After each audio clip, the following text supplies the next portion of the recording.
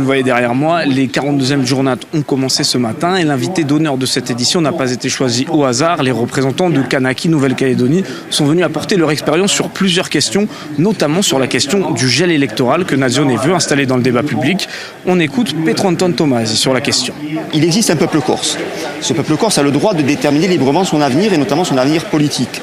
Et les gens qui sont ici de passage et qui n'ont pas vocation à intégrer ce peuple ne peuvent pas peser sur le résultat des scrutins. Et donc il y a la nécessité de fixer des règles pour que ceux qui s'expriment pour décider de l'avenir de la Corse soient constitutifs d'un corps électoral qui est légitime. Et donc nous allons faire des propositions cet après-midi pour dresser les contours de ce que pourrait être ce corps électoral. C'est un enjeu parce qu'effectivement avec les partenaires de l'accord de Nouméa, on est encore dans un flou. C'est vrai que la situation actuelle du gouvernement français n'aide pas aussi.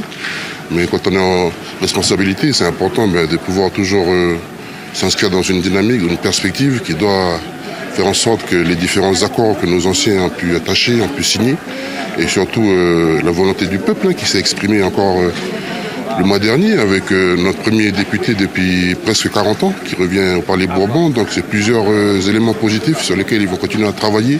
Un débat aura lieu dans l'après-midi sur cette revendication de gel du corps électoral ici à la citadelle de Corté. Dimanche, c'est la question de la décolonisation qui sera à l'honneur.